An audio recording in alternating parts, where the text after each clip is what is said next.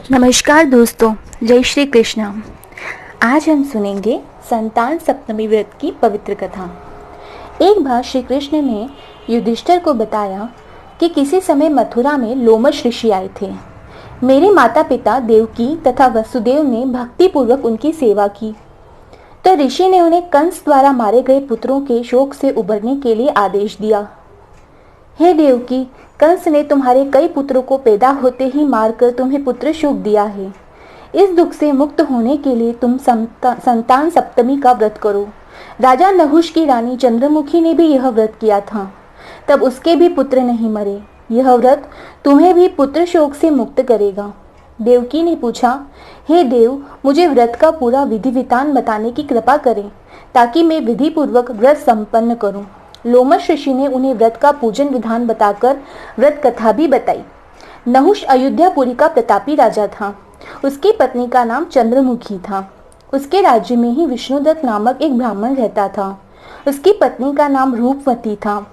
रानी चंद्रमुखी तथा रूपवती में परस्पर घनिष्ठ प्रेम था। एक दिन वे दोनों सरयू में स्नान करने गई। वहां अन्य स्त्रियां भी स्नान कर रही थी। उन स्त्रियों ने वहीं पार्वती शिव की प्रतिमा बनाकर विधि पूर्वक उनका पूजन किया। तब रानी चंद्रमुखी तथा रूपवती ने उन स्त्रियों से पूजन का नाम तथा विधि पूछी।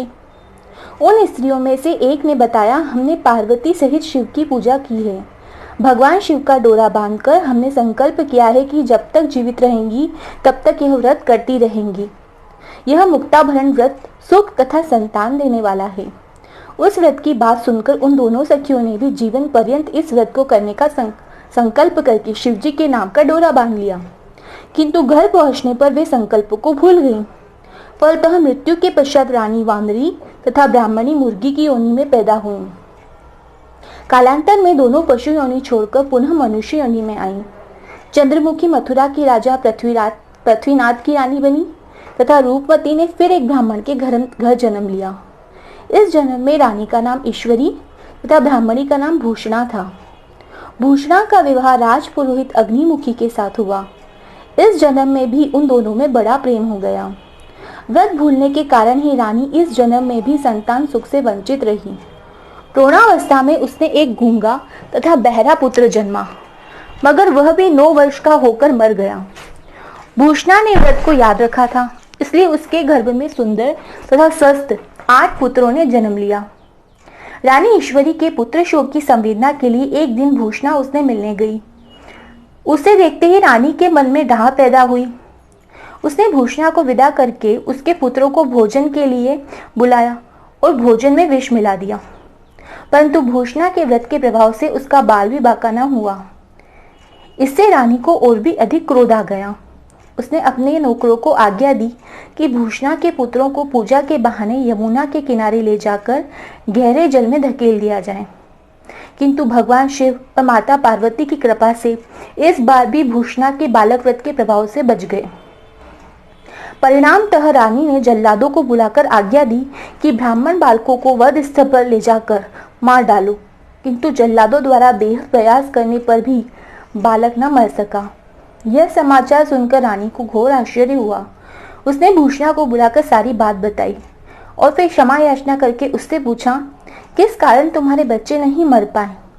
भूषणा बोली, क्या आपको पूर्व जन्म की बात स्मरण नहीं है? रानी ने आश्चर्य से कहा, नहीं, मुझे तो कुछ याद नहीं है। तब उसने कहा, सुनो, पूर्व जन्म में तुम राजा नहुष की रानी थी और मैं तुम्हारी सखी। हम दोनों ने एक बार भगवान शिव का डोरा बांधकर संकल्प किया था कि जीवन पर्यंत संतान सप्तमी का व्रत किया करेंगी, किंतु दुर्भाग्यवश हम भूल गईं और व्रत की अवहेलना होने के कारण विभिन्न योनियों में जन्म लेती हुई अब फिर मनुष्य जन्म को प्राप्त हुई हैं। अब मुझे उस व्रत की याद हो आई थी, इसलिए मैंने व्रत किया।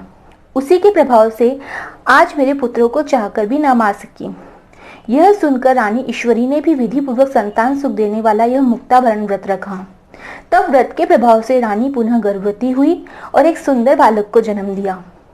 उसी समय से पुत्र प्राप्ति और संतान की रक्षा के लिए यह व्रत प्रचलित है। इस कथा को श्रवण करने व बोलने में हमसे कुछ भूल चुकी हो तो ईश्वर हमें क्षमा करें।